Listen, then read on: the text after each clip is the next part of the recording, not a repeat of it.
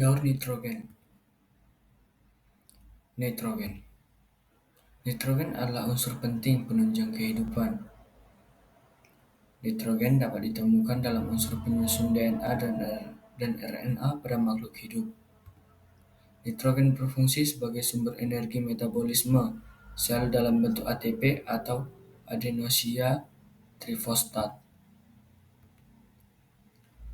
Sudah menjadi pertanyaan umum bagi kita bagaimana manusia bisa mendapatkan nitrogen untuk metabolisme.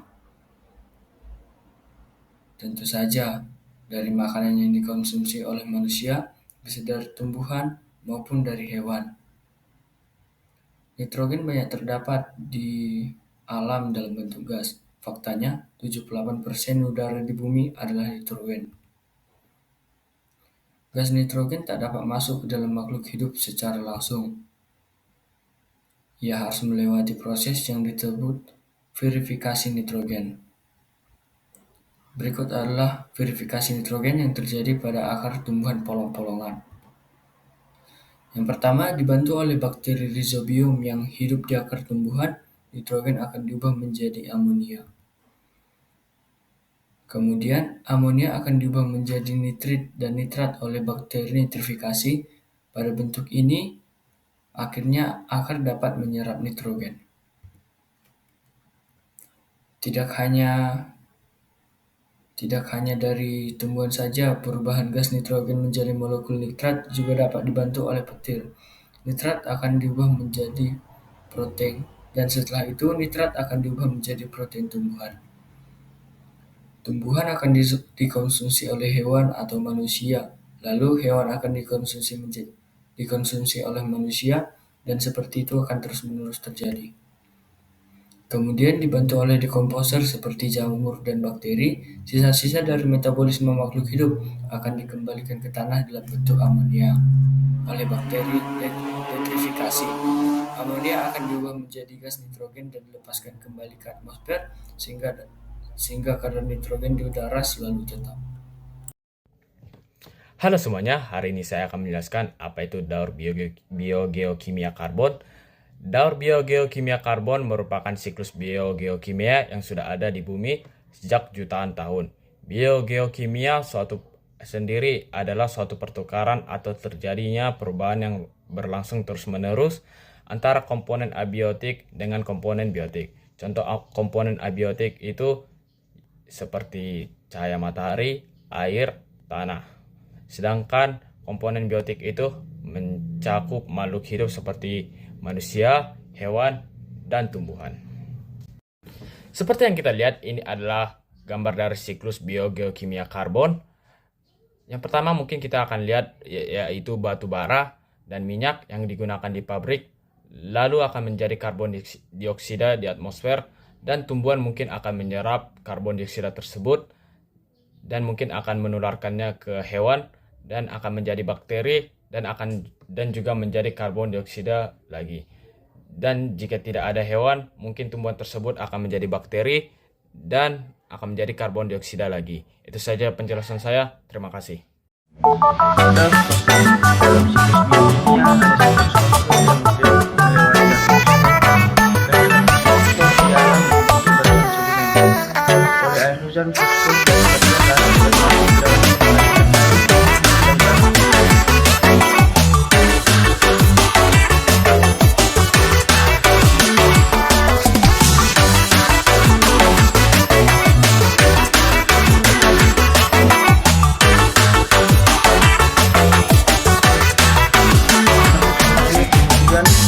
Akan berpindah ke makhluk hidup apabila dikonsumsi dan akan kembali ke tanah oleh batuan dekomposer menjadi infus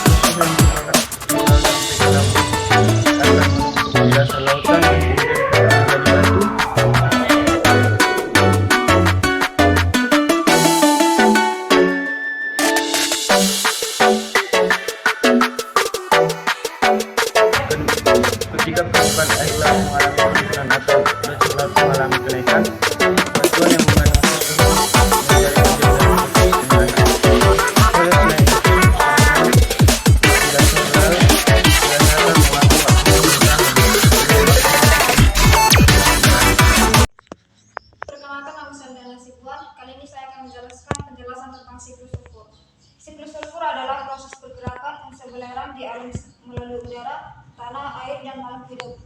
Sulfur ditemukan di atmosfer dalam bentuk gas SO2 yang berasal dari letusan gunung berapi dan pembakaran bahan bakar fosil. Selain itu, sulfur juga ada dalam bentuk H2S yang dihasilkan dari pembusukan bahan organik di tanah dan air. Dan selanjutnya adalah proses siklus sulfur. Yang pertama, lingkungan. Sulfur berada dalam bentuk ion sulfat atau SO4 yang bisa diserap oleh tumbuhan untuk membentuk protein. Yang kedua, dalam rantai makanan. Hewan mendapatkan sulfur dengan memakan tumbuhan. Dan yang ketiga adalah dekomposisi. Ketika tumbuhan dan hewan mati, bakteri menguraikan zat organik yang mengandung sulfur menjadi H2S atau bentuk lain. Dan yang selanjutnya adalah pemanfaatan manusia. Sulfur dari fosil digunakan sebagai bahan bakar dalam industri dan kendaraan. Dan yang terakhir, kembali ke atmosfer. Pembakaran bahan bakar fosil melepaskan SO2 yang dapat bereaksi dengan air hujan dan menyebabkan hujan asam. Hujan ini membawa sulfur kembali ke tanah dan air sehingga siklus berulang. Siklus sulfur ini penting untuk keseimbangan ekosistem dan kehidupan makhluk hidup. Sekian dari saya, terima kasih.